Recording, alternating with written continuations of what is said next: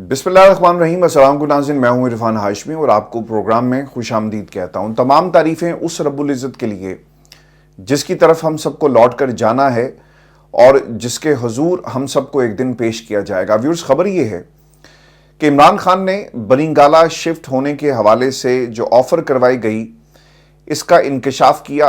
हकूमती वज़रा मैदान में आते हैं और इस ऑफ़र के हवाले से इसकी तरदीद करते हुए आपको नज़र आएंगे। और पाकिस्तान के अंदर इस्टेब्लिशमेंट के बीरबलों की तरफ से भी कहा गया कि जनाब ऐसी कोई ऑफ़र टेबल पर मौजूद नहीं है, लेकिन इमरान खान ने बताया कि वो कौन लोग थे जो जेल में उनके पास ये ऑफ़र लेकर आए। अब जब ये ऑफ़र टेबल पर मौजूद है और इसके हवाले से हालात को साजगार कैसे बनाया जाएगा, पाकिस्तान की अदालतें इमरान खान की नज़रबंदी पर क्या फ़ैसला देंगी और इसका रोड मैप क्या होगा, ये सारी डिस्कशन जो है वो इमरान खान के साथ हुई। अब एक नया इंकशाफ हुआ है और शेर अफजल मरवत साहब काफ़ी दिनों के बाद पाकिस्तान के टेलीविजन चैनल्स के ऊपर जलवागर हुए और उन्होंने ये इंकशाफ किया कि इमरान खान को नथिया गली शिफ्ट करने की बात हो रही थी और इमरान खान को इस शिफ्टिंग के हवाले से, यानी जेल से उन्हें निकालकर गवर्नर हाउस नथिया गली, जहां की सफाई भी शुरू करवा दी गई थी, वहां पर शिफ्ट कर दिया जाएगा और वो अपना बाकी वक्त जब तक पाकिस्तान की इस्टेब्लिशमेंट चाहेगी वहां पर गुजारेंगे और ये उनकी मर्जी से होगा। जब ये बात पाकिस्तान तहरीक इंसाफ के लोगों को बताई गई तो उन्होंने साफ इनकार कर दिया। शेर अफजल मरवत ये भी दावा करते हैं कि 20 दिसंबर की तारीख तय थी और इस हवाले से पाकिस्तान तहरीक इंसाफ ने इनकार जब किया तो आगे पेशरफ्त नहीं हो सकी। फिर वो ये भी कहते हैं कि 20 दिसंबर तक बानी पीटीआई की रिहाई की नवीद भी जो है वो दी गई थी और तजवीज़ को मुस्तरद कर दिया गया। और जो एक और सवाल उनसे ये किया गया कि ये ऑफ़र किसकी तरफ से आए, उसमें मोहसिन नकवी साहब का सवाल जोड़कर उनसे पूछा गया तो उन्होंने कहा जी कि मोहसिन नकवी के अलावा हुकूमत के और पाकिस्तान की इस्टेब्लिशमेंट के लोगों के ज़रिए, यानी उनके नुमाइंदे भी इस ऑफ़र को कराने में शामिल थे। यानी ऑब्वियसली आपको याद होगा कि मोहसिन नकवी वज़ीर दाखिला पाकिस्तान में जब ये जुलूस और एहतजाज और रैलियों का जो सिलसिला शुरू हुआ पाकिस्तान तहरीक इंसाफ की तरफ से, और ख़ास तौर पे जब आपके सुप्रीम कोर्ट पाकिस्तान में जो कॉल दी गई थी मौलाना फजलुर रहमान साहब की तरफ से, तो ये काफ़ी ज़्यादा आपको एक्टिव नज़र आए और फिर 26वीं तरमीम के वक्त भी ये आपको एक्टिव नज़र आए। तो जब भी जेल का दरवाज़ा खुला या एहतजाज की कॉल को मौखर करवाने की बात आती है तो जो मोहसिन नकवी साहब हैं उन्होंने अपना किरदार अदा किया। इसी तनाजुर में उनसे ये सवाल जो है वो पूछा गया। अब दूसरी चीज़ इसके अंदर जो बहुत ही इंपॉर्टेंट है और ये हर पाकिस्तानी को सुननी चाहिए, शेर अफजल मरवत साहब ये कहते हैं कि जनाब अगर इमरान खान बाहर आ गए और जो लोग इमरान खान को अंदर रखना चाहते हैं तो उनको एक बहुत बड़ा सरप्राइज मिलेगा। और उन्होंने जो अल्फाज इस्तेमाल किए कि 10 गुना ताकत में इजाफा हो जाएगा। जब इमरान खान खुद बाहर आकर एहतजाज को लीड करेंगे तो फिर आप उसे रोक नहीं सकेंगे।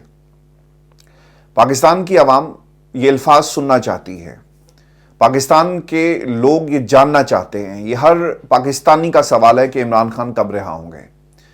और पाकिस्तान में ताकतवर ऐवान ये नहीं चाहते कि इमरान खान रिहा हों, क्योंकि अगर इमरान खान रिहा होंगे तो ये 10 गुना ताकत नहीं होगी भाई, बल्कि असल ताकत जो जेल में बैठकर पूरे निज़ाम को नचा रही है और निज़ाम को उसने कमज़ोर कर दिया और ख़ुद निज़ाम बन गया, तो ये निज़ाम बाहर आ गया तो फिर इनके अंदर जाने का वक्त हो जाएगा। तो फिर इमरान खान, ये जो आप 10 गुना कह रहे हैं, ये 10 गुना नहीं होगी बात, ये कुव्वत 10 गुना नहीं है, ये इमरान खान की कुव्वत का कोई मुकाबला नहीं कर सकेगा। अब नहीं आप कर सकते, आपने उसे एक छोटे से सेल में बंद कर दिया और फिर आप उसे डरे हुए हैं। पाकिस्तान में ना कोई सियासतदान जब भी वो सुबह उठता है ना तो वो सोचना शुरू कर देता है कि आज मैंने इमरान खान के खिलाफ और तहरीक इंसाफ के खिलाफ कौन सा बयान जो है वो जारी करना है और कोई ऐसी स्टेटमेंट जारी की जाए जिससे वाह हो जाए और इसके साथ साथ उन्हें एक पॉलिटिकल माइलेज भी मिल सके। तो लोग ये कोशिश करते हैं। तो इमरान खान के बगैर पाकिस्तान की सियासत और इनकी दुकानदारी जो है वो नहीं चल सकती, क्योंकि आपका पॉलिटिकल ओपोनेंट पाकिस्तान की इस्टेब्लिशमेंट, आप उनकी गोद में बैठ के, अब गोद में बैठकर किसी की दाढ़ी तो नहीं खींची जा सकती और किसी को तंग नहीं किया जा सकता, क्योंकि वो आपको लोरी सुना रहे हैं और अब आपको लोरी सुनने की आदत हो गई है। और फिर दूसरी तरफ जो आपके माजी के जो मुखालफिन थे आज आपके इत्तेहादी हैं, तो फिर इमरान खान जिसने तमाम निज़ाम को नंगा कर दिया, जिससे तमाम सियासी जो मास्क इन लोगों ने जमहूरी मास्क पहने हुए थे, ان کے چہروں سے یہ ماسک گر چکے ہیں, ان کے اصل چہرے پاکستان کی عوام کے سامنے آ چکے ہیں, تو عمران خان کے علاوہ یہ کس پر تنقید کریں گے؟ مافیاز جس طرح سے آپریٹ کرتے ہیں اس ملک کے اندر, خاندانوں کو, اپنے خاندانوں کو بنانے سنوارنے پر لگے ہوئے ہیں, تو یہ عمران خان ہی ہے جس نے اس ملک کے اندر اس کلاس کو پہلی مرتبہ بے نقاب کیا, اور پاکستان کی عوام جو اصل میں اس ملک کے وارث ہیں, اب یہ ملک ان کے پاس جانے کے لیے اب یہ وقت جو ہے وہ ہوا چاہتا ہے, تو اصل طاقت عمران خان ہے. تو شیر عبد المروت صاحب کو یہ جو 10 گنا طاقت کی بات کر رہے ہیں, میرا خیال ہے کہ ریوزٹ کرنا پڑے گا اپنی اس اسٹیٹمنٹ کو. شیر عبد المروت سے یہ بھی سوال کیا گیا کہ یہ آفر کس کی طرف سے آئی, تو پھر انہوں نے بڑی تفصیل کے ساتھ بتایا. پھر شیخ وقاص اکرم صاحب نے اس حوالے سے کچھ باتیں کہی ہیں کہ عمران خان کو بنی گالہ کی منتقلی کی آفر ہمارے ذریعے نہیں کی گئی, چونکہ ٹیلی ویژن چینل کے اوپر نا خبر اب کوئی نہیں ہے, ڈیولپمنٹ کوئی ہو نہیں رہی. یہ بھی ایک اور ایگزامپل آپ کے سامنے ہے, دلیل ہے کہ پاکستان کی صحافت بھی عمران خان کے بغیر نہیں چل رہی, اور اسی خبر کو بار بار پوچھا جا رہا ہے طرح طرح سے لوگوں تک اپروچ کر کے.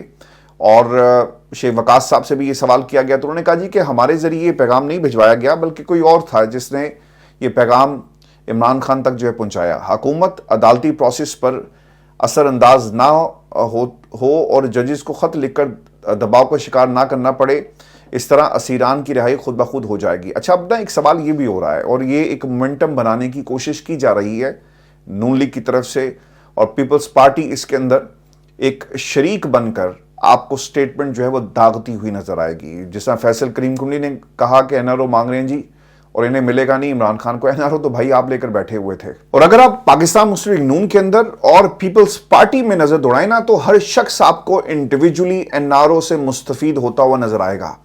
شہباز شریف, انہیں جنرل باجوہ نے این آر او دیا. نواز شریف, انہیں موجودہ اسٹیبلشمنٹ نے این آر او دیا, اور اس سے پہلے باجوہ صاحب بھی این آر او دے چکے تھے, اس سے پہلے مشرف صاحب بھی این آر او دے چکے تھے. اور پھر اگر آپ پاکستان پیپلز پارٹی میں دیکھیں تو ان کے خلاف کبھی کیسز سزائیں نہیں ہوئی, ان کو این آر او ہی ملتا رہا ہے. عدالت سے ملے, جج سے ملے, کسی جرنیل سے ملے, کسی دوسرے ملک سے ملے, کسی سفیر سے ملے. تو یہ این آر او کا ایک ایسا سلسلہ ہے جو کبھی رکنے والا نہیں ہے. اور فیصل کریم کنڈی کہتا ہے کہ عمران خان کو این آر او چاہیے. این آر او تو تم لوگوں کو چاہیے, عمران خان سے, جس کے لیے تم یہ تمام کوششیں کر رہے ہو. اور ویورز, یہ جو سلسلہ اب شروع ہو گیا ہے پاکستان کے اندر کہ ہم ایک مومنٹم بنائیں کہ Imran Khan N R O حاصل کر رہے ہیں, اور اسے جوڑا جا رہا ہے, اور بار بار کہا جا رہا ہے کہ جناب آپ ہم سے کیوں بات کرتے ہیں, جائیں پاکستان کی عدالتوں سے بات کریں. جب اس سسٹم کے اندر ہمایوں دلاور جیسے ججز کو آپ اسلام آباد ہائی کورٹ میں ایڈیشنل جج لگائیں گے, تو پھر عمران خان اور پاکستان کی عوام جو, اور وہ لوگ جو آپ کے ساتھ مذاکرات کر رہے ہیں, پھر وہ کہنے پر مجبور ہو جائیں گے بھائی کہ آپ ججز کو اور عدالتی نظام کے اوپر اثر انداز نہ ہو. چونکہ اگر آپ ہوں گے تو پھر کوئی نہ کوئی جج تو خط لکھے گا. ہاں, یہ الگ بات ہے کہ اگر ہمایوں دلاور جیسا کوئی جج ہوگا تو وہ خط نہیں لکھے گا, بلکہ اسے خط لکھا جائے گا, اور پھر وہ اپنے کرتوت جو اس نے ماضی میں کیے وہی کرتوت آپ کو نظر آئیں گے.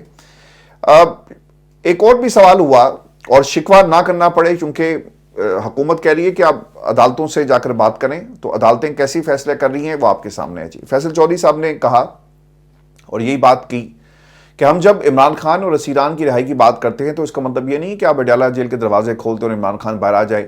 عمران خان کے اوپر جھوٹے مقدمات بنائے گئے.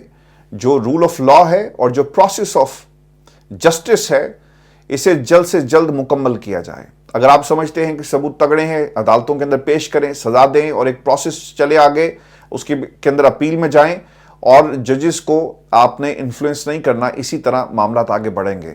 اور پھر انہوں نے یہ بھی کہا کہ ہمارا یہ مطالبہ ہے کہ اداروں اور ایجنسیوں نے جو عدلیہ پر پریشر ڈالا ہے وہ پریشر اٹھا لیں اور آئین اور قانون کے مطابق فیصلے کریں. اس کی سب سے بڑی مثال آپ کے سامنے کیا ہے؟ 26ویں آئینی ترمیم پورے نظام کو بدل کر رکھ دیا. 6 ججز نے خط لکھا, ان تمام ججز کو ایک طرح سے کنٹرول کرنے کے لیے آپ نے جسٹس عامر فاروق کو ایلیویٹ نہیں کیا, وہیں پہ رکھا. عمران خان کے مقدمات کے اوپر وہ ناکہ لگا کے بیٹھے رہے, ابھی تک وہ یہی کر رہے ہیں. اور پھر اپنی 4 مزید جو اپنے لاڈلے ججز ہیں ان کو انجیکٹ کیا جائے گا سسٹم کے اندر, انڈکٹ کیا جائے گا. تو یہ نظام کو کنٹرول کرنے کی اور عدالتی پریشر کے ذریعے چیزوں کو اپنے حساب سے ڈھالنے کی کوشش ہے جس کا ذکر کر رہے ہیں. اچھا, اب ایک اور چیز یہ نون لیگ کے حلقوں میں بہت تیزی سے یہ بات ہو بھی رہی ہے، اور اگر آپ نون لیگ کے جتنے بھی بیربل صحافی ہیں ان سے اگر آپ ان کے وی لاگس جا کر سنیں تو وہاں بھی آپ کو کہیں نہ کہیں یہ اشارے ملیں گے. اور میں نے بھی ایک نون لیگ کے دوست سے بات کی، دوست اس لیے کہہ رہا ہوں جی کیونکہ لندن کے اندر بہت سارے ایز اے جرنلسٹ ہمارا واسطہ پڑتا ہے، تو مجھے انہوں نے یہ بتایا کہ کچھ لوگوں کو پاکستان مسلم لیگ نون جو ہے وہ چاہتی ہے کہ جج بنا دیا جائے اور انہیں اسلام آباد میں تعینات کیا جائے، کیونکہ جب عمران خان کا کیس آئے اسلام آباد میں تو ہمارا جج وہاں پہ بیٹھا ہو. تو ایکویشن بڑی سادہ سی ہے. اب اس خبر کی تلاش میں نے مزید کچھ لوگوں سے بات کی تو انہوں نے اس کی کنفرمیشن کی. اچھا، اب اس کی کنفرمیشن نجم سیٹھی صاحب نے بھی کر دی ہے، اور وہ یہ کہتے ہیں کہ اس کیس کا ٹرائل ابھی شروع ہوا ہے، لیکن جج شاہ رخ ارجمند سے متعلق سیٹھی صاحب یہ کہتے ہیں کہ وہ خان کو سزا دیں گے اور شاہ رخ ارجمند کو نون لیگ ہائی کورٹ کا جج بنانا چاہتی ہے. مجھے جو سب سے بڑا مسئلہ ہے نا کہ کسی صحافی کو خبر کا پتہ لگنا ایک اور بات ہوتی ہے، لیکن کسی صحافی کو یہ کیسے پتہ چل جاتا ہے کہ جناب فیصلہ عمران خان کے حق میں آئے گا یا عمران خان کے خلاف آئے گا؟ سوچنے کی بات ہے نا.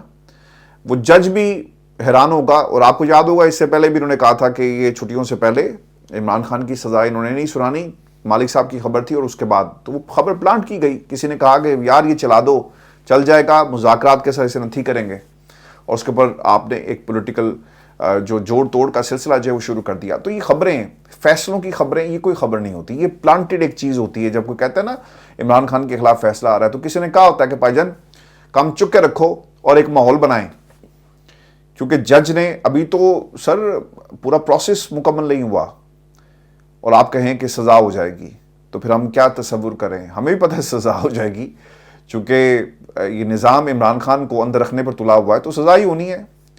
لیکن کسی صحافی کو وقت سے پہلے پتہ چل جانا یہ اس کا ایک اندازہ ہو سکتا ہے، جیسے باقی خان صاحب بھی یہ باتیں کرتے ہیں، بتاتے ہیں، کیونکہ ان کو معلوم ہے کہ نظام انہیں برداشت نہیں کر رہا اور نظام جو ہے انہیں اندر ہی رکھے گا.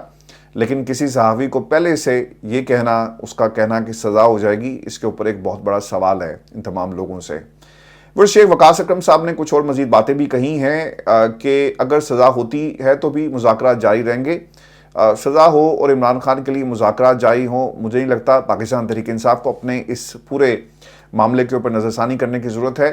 اسیران کی رہائی جسے کہا جا رہا ہے کہ دیکھیں یہ انسانی بنیادوں کے اوپر یہ رہائی ممکن ہو سکی، کچھ ماہ کا آپ نے ضرور خیال کیا، لیکن ان میں سے تمام لوگوں کی سزائیں جو تھی وہ 3-3 4-4 ماہ رہ گئی تھی اور اس سے پہلے ان کو چھوڑ دیا گیا. یہ تمام لوگ اپنی 90% سزا جو ہے جو ملٹری کورٹ کی طرف سے دی گئی، جس میں انہیں اپیل کا حق نہیں تھا، پروسیس جو ہے وہ کیسے آگے بڑھے گا اس کے اوپر کوئی، یعنی ان کے 18-19 ماہ کیسے واپس آئیں گے اگر یہی ثابت ہو جائے کہ وہ بے گناہ تھے، اس کے اوپر کوئی بات نہیں کر رہا. عابد زبیری صاحب کی گفتگو بہت ہی امپورٹنٹ ہے اس حوالے سے، اور یہ بات میں آپ کو پہلے بھی بتاتا رہا ہوں کہ کوئی بھی جا کر عدالت ملٹری کورٹ کے خلاف اپنی 3 ماہ کی سزا کو کوئی چیلنج کرے گا؟ کبھی بھی نہیں کرے گا کہ یار چھوڑو یار، جان چھٹی، ہمیں جیل میں رکھا ہوا تھا اور اب ہم کہاں جا کر اپنے 18 ماہ واپس ان سے مانگیں. لیکن لوگوں نے باہر نکل کر ضرور عمران خان کے حق میں جو ہے وہ بات کی اور نعرے بھی لگائے.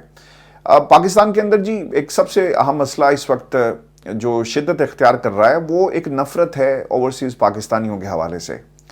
یہ اوورسیز پاکستانی ملک کے اندر پیسہ بھیجتے ہیں جی، چاہے وہ کوئی یہاں پر ٹیک اوے پر کام کرتا ہے، کوئی ٹیکسی چلاتا ہے، کوئی کسی ہوٹل پر کام کرتا ہے، کہیں پر سیکیورٹی کی جاب کرتا ہے، کوئی صحافی ہے، کوئی ڈاکٹر ہے، کوئی انجینئر ہے، کوئی کسی بھی شعبے سے یہاں پر آئی ٹی کی انڈسٹری سے منسلک ہے، چاہے وہ $2 بھیجے، 2 پاؤنڈ بھیجے یا پھر 2000 بھیجے، پاکستان پیسہ سر جاتا ہے اور اس کا ہمارے ملک کو فائدہ ہوتا ہے. تو دشمنی مت کریں اوورسیز پاکستانیوں سے، یہ آپ کے وطن کا حصہ ہیں. ہماری جتنی بھی محبت پاکستان سے ہے اس کے اوپر ہمیشہ ایک بہت بڑا سوال کھڑا کر دیا جاتا ہے کہ یہ لوگ باہر بیٹھ کر پاکستان سے نفرت جو ہے پھیلا رہے ہیں. اس کے اوپر باقاعدہ طور پر تحریک انصاف کا خاص طور پہ شیخ وقاص صاحب کی بات مجھے تو پسند نہیں آئی، جو انہوں نے کہا جی کہ یہ تحریک کی جو کال ہے وہ تو خان صاحب نے دی ہے، ہم نے تو نہیں دی. تو آپ عمران خان کے بیانیے کو یا عمران خان کی باتوں کو لے کر نہیں چل رہے، آپ ہیں کون؟ تو اس کے اوپر آپ کو دوبارہ سے ریوزٹ کرنا چاہیے اپنی سٹیٹمنٹ کو، کیونکہ الفاظ کیا تھے کہ سول نافرمانی کی تحریک کی کال بانی چیئرمین کی طرف سے تھی، بانی پی ٹی آئی نے اوورسیز پاکستانیوں کو کال دی۔ عمران خان کی کال عمران خان کی طرف سے ہی ہوگی تو پھر آپ بیچ میں کیا کر رہے ہیں؟ ہم جب یہ کہتے ہیں نا کہ پاکستان کی عوام اور عمران خان، بیچ میں جتنے بھی لوگ ہیں نا، ان کی کوئی حیثیت نہیں ہے۔ تو آپ کی اسٹیٹمنٹس ہماری اس بات کے اوپر مہر لگا رہی ہیں۔ ہمارے سے اتنی نفرت مت کریں۔ پاکستان سے باہر رہ کر جو پردیس کیا ہوتا ہے، کبھی کسی پردیسی سے پوچھ کر دیکھیں۔ بچے تصویروں میں بڑے ہو جاتے ہیں، اپنے آنکھوں کے سامنے اس دنیا سے نہیں جاتے، اور شاید وقت بھی نہیں ملتا، بعض دفعہ مہلت بھی نہیں ایسی ملتی کہ آپ اپنوں کو اور ان کے جنازوں کو کندھا دے سکیں، اور یہ ہماری محبت پر جو ہے وہ ایک بہت بڑا سوال کھڑا کر دیتے ہیں۔ شیخ وقاص صاحب، چونکہ بات ایسی ہے میں تھوڑا سا جذباتی ہو گیا، لیکن دس از سو ٹرو۔ شیخ صاحب نے یہ جو مدعا اٹھایا، بہت زبردست یہ بات کہی ہے، اور یہ نفرت پھیلائی جا رہی ہے۔ شیخ صاحب یہ بھی کہتے ہیں، اوورسیز پاکستانیوں کے حق میں انہوں نے یہ بات کہی کہ نظام سے بیزاری کا اظہار کر رہے ہیں، تارکین وطن حکومت سے مایوس ہو چکے ہیں۔ بانی نے اوورسیز پاکستانیوں کے لیے روشن ڈیجیٹل پروگرام شروع کیا۔ سول نافرمانی تحریک پاکستان نہیں بلکہ فارم 47 حکومت کے خلاف ہے۔ اوورسیز پاکستانی حکومت کی فسطائی سے گھبرانے والے نہیں ہیں۔ اگر حکومت 26 نومبر اور 9 مئی کے معاملے پر جوڈیشل کمیشن بنا دیتی ہے تو ہم سول نافرمانی تحریک واپس لے لیں گے۔ اور شیخ وقاص کا اپنی پارٹی پر ایک وار بھی ہے جی، اور انہوں نے کہا جی کہ اگر آپ عمران خان کے نظریے اور لیڈرشپ کے ساتھ نہیں کھڑے ہو سکتے تو پھر آپ سب کچھ چھوڑ کر چلے جائیں۔ تو اس پر ان سے کہا گیا کہ آپ نے اپنی لیڈرشپ کو لپیٹ لیا ہے۔ تو پھر انہوں نے مزید کہا کہ جی بالکل، اگر وہ عمران خان کی رہائی کے حوالے سے آن دا ریکارڈ کوئی اور بات کرے اور آف دا ریکارڈ کوئی اور بات کریں تو پھر ان کا کوئی پارٹی کے اندر نہ مقام ہو سکتا ہے اور نہ کوئی جگہ ہے۔ سر ایسا ہی ہو رہا ہے، یہ لوگ ٹیلی ویژن پر بیٹھ کر آپ کو کچھ اور کہانی سنائیں گے، ٹیلی ویژن سے پیچھے بند کمروں میں ان کی ایک اپنی قسم کی آپ کو ایک اپروچ جو ہے وہ آپ کو نظر آئے گی۔ ویورز، میں آپ کو نا ایک خبر یہ بھی دے دوں کہ محمود اچکزئی صاحب جو ہیں وہ بالکل ناراض ہیں جی اس وقت، اور ان کی ناراضگی کی وجہ یہ ہے کہ اس حکومت سے مینڈیٹ جن کے پاس نہیں ہے، آپ مذاکرات کیوں کر رہے ہیں؟ مذاکرات پاکستان میں طاقتور حلقوں سے ہونے چاہیے، اور انہوں نے کہا جی کہ جہاں دعا قبول ہوتی ہے وہاں جائے نا، جہاں نہیں ہوتی وہاں کیوں جاتے ہیں؟ تو انہوں نے اس انداز میں اس پورے جو سیاسی منظرنامے کو ایکسپلین کیا۔ ایک بات انہوں نے اور بھی کہی مشرف صاحب کے حوالے سے کہ شہباز شریف مشرف دور میں وزیر اعظم بننے کے لیے تیار تھے۔ سر یہ بات تو بالکل درست ہے، اور یہ آج انہوں نے نہیں کی، اس سے پہلے بھی کئی مرتبہ صحافیوں نے یہ بات کی ہے، اور آف دا ریکارڈ جو ہے وہ لوگ جو نون لیگ کے گھر کے صحافی ہیں نا، بالکل ہر وقت جنہوں نے باؤ جی کو کہہ کے کہ جی مریم نو نال بایا کرو تاکہ انہوں نے پولیٹیکل اویئرنیس ہوئے، اور ان کو سیاستدان آپ نے بنا دیا اور ہمارے اوپر مسلط کر دیا، یہ وہ لوگ کہانیاں سناتے ہیں کہ شہباز شریف صاحب کو مشرف کے دور میں کس طرح کی آفرز تھی، اور پرائم منسٹر بنانے کے حوالے سے اس وقت کلثوم نواز زندہ تھی تو وہ حوالہ دیا کرتے تھے کہ ذرا ہولی بولو، بھابی نے سن لیتا تو پھر کی ہوئے گا۔ تو یہ تمام باتیں منون میں آپ کے سامنے امانتاً میں آپ کو بتا رہا ہوں، جو ہم نے ان تمام صحافیوں سے تمام کہانیاں جو ہیں وہ سنی ہیں۔ اچھا، ایک بات آج بڑی انٹرسٹنگ ہوئی، انہوں نے ایاز صادق صاحب کے حوالے سے یہ انکشاف کیا ہے، اور انکشاف کیا کیا وہ یہ کہتے ہیں کوٹ ان کوٹ، یہ ایاز صادق یہ صبح نکلتا ہے، 4 کل پڑھ کر اس کو کہو کہ 4 کل کی قسم دے کہ یہ الیکشن سے پہلے کوئٹہ نہیں آیا تھا اور اس نے نہیں کہا تھا کہ ہماری بات ہو گئی ہے، ہمیں 2/3 اکثریت ملے گی، فلاں کرنل سے فلاں بریگیڈیئر سے رابطے میں رہو۔ تو سر اس ملک کے اندر جب کرنیل اور جرنیل اور بریگیڈیئر آپ کی ڈیموکریسی کو ہینڈل کریں گے تو پھر پیچھے رہ کی جاندہ ہے۔ اور میں آپ کو نا ایک اور بھی خبر دے دوں جاتے جاتے، یہ خبر جو تھی یہ سیاست.pk نے لگائی، اور میں نے پھر اس کے اوپر تھوڑی سی انویسٹیگیشن کی، اور اس خبر کے مطابق عمران خان دنیا کے 562 مسلمانوں کی فہرست میں شامل ہیں، اور اردن کے ادارے رائل اسلامک اسٹریٹجی سینٹر نے دنیا کے مسلمانوں کی سال 2025 کی 562 شخصیات کی ایک فہرست جاری کی۔ اچھا، میرے لیے نا تھوڑا سا اس چیز کو ہضم کرنا مشکل تھا، کیونکہ یہ جو اردن کا جو سینٹر ہے اور پھر اوبویسلی اس کے اوپر جو انفلوئنس ہے وہ کچھ مخصوص قسم کی لابیز کا ہے۔ تو میں نے اس کو کھول کر دیکھا اور اس کو پڑھنا شروع کیا کہ کیٹیگریز کتنی ہیں۔ اچھا، عمران خان کا نام جی بالکل اس کے اندر ہے، اور جو کیٹیگریز ہیں یہ میں آپ کو پہلے بتا دیتا ہوں۔ 13 کیٹیگریز ہیں۔ اس میں پولیٹیکل ہے، ایڈمنسٹریشن، پریچرز، اس کے علاوہ charity, development, social issues, business ہے، ٹیکنالوجی، قرآن ریسائٹرز ہیں، اس کے علاوہ میڈیا ہے، سیلیبریٹیز ہیں اور ایکسٹریمسٹ ہیں. یہ ساری ایک انہوں نے فہرست کیٹیگریز کی بنا دی. اچھا، اس کیٹیگریز کو جب آپ دیکھتے ہیں نا پولیٹیکل کیٹیگری میں نے ڈھونڈنا شروع کیا تو مجھے 2025 کے ایڈیشن میں جو نام ملے پاکستانیوں کے وہ بڑے انٹرسٹنگ ہیں.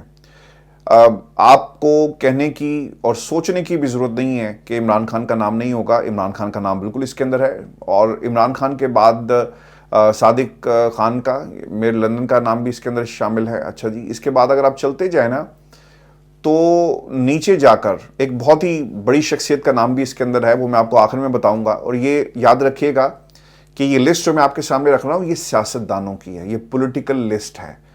اس میں صرف سیاستدان ہونے چاہیے نا. اب ذرا غور کیجئے گا، عمران خان کے بعد جو پاکستان سے جو لسٹ آئی ہے جی، اس میں نواز شریف صاحب بھی ہیں، ٹھیک ہے. پھر نواز شریف سے پہلے شہباز شریف صاحب بھی ہیں، اور یہ لسٹ یعنی 3 سیاستدان پاکستانی اس میں آپ کو نظر آئیں گے. لیکن حیرانگی کی بات یہ تھی، شاید کسی نے ان کو بتایا نہیں یا وہ سمجھتے یہ ہیں، یعنی باہر جن لوگوں نے یہ لسٹ مرتب کی انہوں نے پاکستان کے حوالے سے جو ان کے خیالات ہیں، اور انہوں نے اس کیٹیگری کے اندر ہمارے army chief general Asim Munir کو بھی شامل کر دیا. یہ پولیٹیکل لسٹ ہے. تو میرا خیال ہے کہ پوچھا جائے ان سے کہ جناب یہ تو غیر سیاسی لوگ ہیں، آپ ان کو اس لسٹ میں کیوں شامل کر رہے ہیں، اور اس لسٹ کے اندر ان کا نام کیسے آ گیا. نام لکھا ہوا ہے جی منیر جنرل سید عاصم، جن کا نام اس کے اندر شامل ہے. اور اگر آپ اسے انٹر کریں تو باقاعدہ لکھا ہوا آتا ہے کہ Syed Asim Munir Ahmed Shah is an army general and the current chief of army staff. A descendant of the religious and scholarly family, Asim is also known as the first army chief in the history of Pakistan to be Hafiz Quran. He served as the chief of both premier military intelligence agencies of Pakistan. His tenure at ISI was short-lived after the falling out with the Prime Minister Imran Khan, whom he has subsequently had imprisoned. He must navigate unprecedented national criticism of the army influence on Pakistan democracy as the country goes through turbulent times politically and economically. یہ ساری باتیں اس میں لکھ دی گئی ہیں. جی آج کا ہمارا شو تھا. اپنے کمنٹس ضرور بھیجیے گا. چینل کو سبسکرائب کرنا مت بھولیں. اجازت دیجیے. اللہ نے کے بعد.